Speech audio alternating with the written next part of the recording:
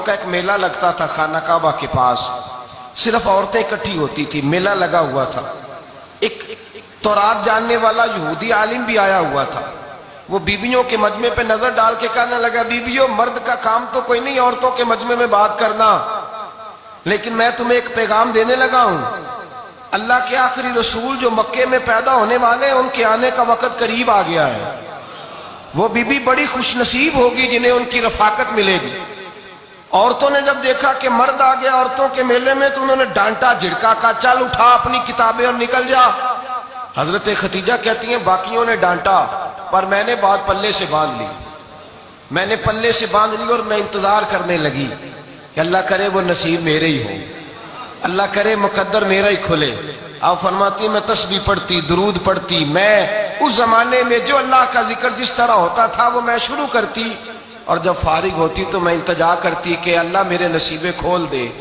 کہتی ہیں آہستہ آہستہ آہستہ آہستہ میں حضور کی تعریف سننے لگی، آہستہ آہستہ تعریف سننے لگی۔ نبی پاک صادق ہیں، امین ہیں، سچے ہیں، دیانتدار ہیں، اس برے اور میلے معاشرے میں بھی وہ سب سے اعلیٰ بھی ہیں اور سب سے اجلے بھی ہیں، وہ سب سے پاکیزہ ہیں۔ میں سننے لگی تعارف، آہستہ آہستہ میں ان کی گرویدہ ہونے لگی۔ ادھر نبی پاک صلی اللہ علیہ وسلم اپنے چچا جناب ابو طالب کے پاس رہتے تھے، قحط آ گیا، حالات بگڑ گئے۔ حضور سید عالم صلی اللہ تعالی علیہ وسلم سے چچا کہنے لگے، بیٹے اگر مال تجارت لے کے شام جاؤ تو بڑا نفع کماؤ گے، ہمیں ضرورت بھی ہے، اور اگر ہو سکے تو ختیجہ کا مال لے کے جاؤ۔ نبی پاک نے کہا چچا میں نہیں کہوں گا کسی سے جا کے، میں نہیں کہتا کسی سے جا کے، جو میرے نصیب میں ہوگا میرا رب خود عطا فرمائے گا، میں نہیں کہوں گا۔ مصطفیٰ نے تو نہیں کہا۔ حضرت خدیجہ رضی اللہ تعالیٰ عنہ کہتی ہے میں نے خود اپنی خادمہ کو بھیجا، میں نے کہا جا کے پوچھو تو صحیح کہ میرا مال قبول ہوتا بھی ہے کہ نہیں، پوچھو۔ نبی پاک صلی اللہ علیہ وسلم سے پوچھا، حضرت خدیجہ کی خواہش ہے کہ آپ مال لے کے جائیں، حضور نے قبول کر لیا۔ جناب خدیجہ الکبریٰ رضی اللہ تعالیٰ عنہ کے غلام تھے، میسرہ ان کا نام تھا۔ جناب خدیجہ نے ان کو ساتھ بھیجا، فرمایا تین باتیں ارشاد فرمائی۔ ایک تو فرمایا سارا رستہ غور سے دیکھنا میرے نبی کے ساتھ کیا معاملات درپیش ہوتے ہیں، ابھی اعلان نبوت نہیں کیا، فرمایا ذرا غور کرنا، میرے مصطفیٰ کا مطالعہ کرنا اور مجھے واپس آ کے سبق سنانا، وہ جو تم نے چہرہ بددعا کی تلاوت کی ہو ذرا مجھے واپس آ کے سنانا۔ جنہاں نے دل پر جانی ڈٹھا ہو وکھیاں ہی تک لیاں، تو ملے ہو تے ساجن ملیا ہوں ناساں لگ پئیاں، ذرا جا کے نا تلاوت کرنا اور مجھے دکھ۔ اور دوسرا فرمایا تم میرے غلام ہو تو مصطفیٰ کے بھی غلام بن کے رہنا، میں سنتی ہوں کہ کردار کے، افکار کے، نظریات کے، عظمت کے بلند و بالا، وہ جیسے کہیں ویسے کرنا۔ اور تیسری حضرت خدیجہ نے نصیحت فرمائی، فرمایا محمد ابن عبداللہ صلی اللہ علیہ وسلم کی رائے سے اختلاف نہ کرنا، یہ چلتے ہوئے معاہدہ کیا، جو وہ کہہ دے سو کر جانا۔ غلام کہتے ہیں میں ساتھ گیا، باتیں میں نے سن لی، لیکن جب سفر شروع ہوا نا ابھی چند منزلیں طے ہوئی تھی، میں نے کہا خدیجہ آپ نے کیا نصیحت کرنی تھی، ان کے ساتھ جو رہے گا وہ ان کا غلام ہی بن جائے گا، ان کے ساتھ جو رہے گا تو اجے میرا محبوب نہیں ڈٹھا جن ویکھ کے چن شرماوے، جے رکھے ہاتھ پھلا وچ ہاتھ نال پھلا رل جاوے، تے ادھی راتی چن چڑھ جاندے جدوں جلوہ فرماوے۔ مایا جو بھی ساتھ رہتا غلام ہو جاتا۔ میسرہ کہتے میں گیا، تجارت شروع ہوئی، کہتے ہیں نبی پاک صلی اللہ علیہ وسلم جب منڈی میں پہنچے تو لوگ قسمیں اٹھا اٹھا کے مال بیچ رہے تھے۔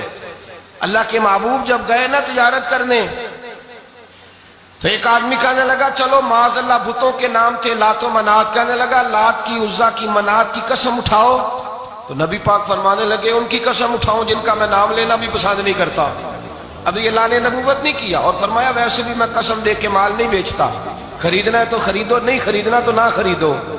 کہتے ہیں لوگ قسمیں اٹھا اٹھا کے پیچھے جاتے تھے، پر میرے نبی جس سے رخ پھیرتے تھے وہ نبی پاک کے پیچھے ہو جاتا تھا۔ ماتے کئی گنا زیادہ نفع کمایا۔ ہم رستے میں تھے، حضور ایک درخت کے نیچے آرام کرنے لگے، ایک عیسائی راہب غار میں بیٹھا تھا، نکل کے آ گیا، مجھ سے کہنے لگا مجھے وہ جانتا تھا، میں سنا یہ کس کو ساتھ لائے، یہ کون ہے؟ میں نے کہا اہل قریش کے ایک معزز آدمی ہے۔ کہنے لگے یار جس درخت کے نیچے یہ لیٹے ہوئے ہیں یہاں عام آدمی نہیں لیٹ سکتا، یہاں وہی لیٹے گا جو اللہ کا سچا رسول ہوگا۔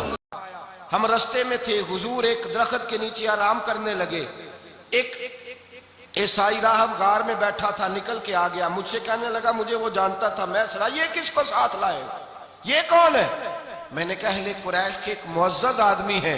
کہنے لگے یار جس درخت کے نیچے یہ لیٹے ہوئے ہیں یہاں عام آدمی نہیں لیٹ سکتا، یہاں وہی لیٹے گا جو اللہ کا سچا رسول ہوگا، یہاں دوسرا کو لیٹ ہی نہیں سکا، یہ رسول ہے، ان کا خیال رکھنا، خیال رکھنا، کاش میں اس وقت تک زندہ رہوں جب یہ نبوت کا اعلان کریں۔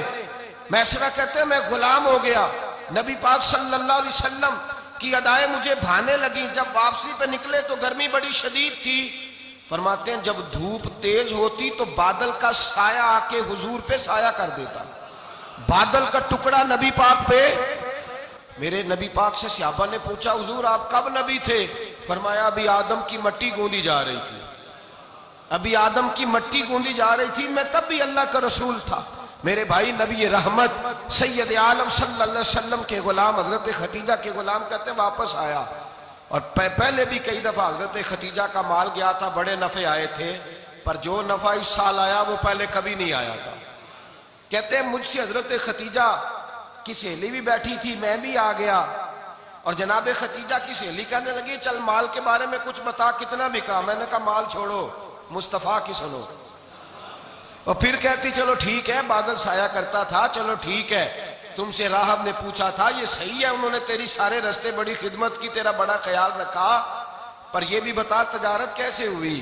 تو میں سر کہنے لگا زندگی میں نے بھی ساری گزار دی ہے، پر اس رسول کے ساتھ 4 دن ہی گزارے ہیں، حد ہو گئی مجھ سے، اور کچھ نہ پوچھو، اور کچھ نہ پوچھو، آ میرے دل آمنہ کے لال کی باتیں کرے، اور کچھ نہ پوچھو، بس ذکر ان کا چھیڑیے ہر بات پر، اور چھیڑنا شیطان کا عادت کیجئے، بس مجھے حضور کے تذکرے بیان کرنے ہیں، ذکر مصطفیٰ کرنا ہے۔ حضرت خدیجہ الکبریٰ بڑی متاثر ہوئی، کہتی ہیں مجھے درجنوں لوگوں نے پیغام نکاح دیا تھا پر میں نے سنی نہیں تھی، میں نے نفیسہ کے ہاتھ پیغام بھیجا، میں نے کہا میری عمر 40 سال ہے، ان کی 25 سال ہے، اور میرا اعمال اور طرح کا ہے، وہ شہنشاہ ہے، جا کے پوچھو تو صحیح، بھلا میں قبول ہوتی ہوں؟ پوچھو۔ نفیسہ کہتی ہیں میں آئی تو وہ خاتون جن کے لیے لوگ بڑے بڑے قریش پیغام دیتے تھے، پیغام لے کے آئی، تو رسول پاک نے عجیب رنگ بیان کیا اپنی سیرت کا۔ جب میں پہنچی میں نے کہا خدیجہ نکاح کرنا چاہتی ہیں؟ نفیسہ کہتی ہے میرا خیال تھا کہ کوئی اور ہوتا تو کرسی سے اٹھ کھڑا ہوگا، فوراً کہے گا اچھا جلدی کرو بات کرو۔ جب میں نے آ کے کہا نا حضور خدیجہ نکاح کرنا چاہتی ہے، تو نبی پاک نے میری طرف دیکھا، فرمایا وہ کہتی ہیں کہ تم کہتی ہو؟ کہا وہ کہتی ہیں، تو حضور نے فرمایا ٹھہر جاؤ، میں اپنے چچا سے پوچھ کے بتاؤں گا، میں مشورہ کروں گا، میں پوچھ کے بتاؤں گا۔ او بھائی نبی پاک سوائے خدا کے کسی کے پابند نہیں، لیکن میرے مصطفیٰ نے اپنی امت کو یہ درس دیا ہے کہ جو بڑوں کے شفقت کے سائے میں چلتا ہے اللہ اس کی مدد فرمایا کرتا ہے۔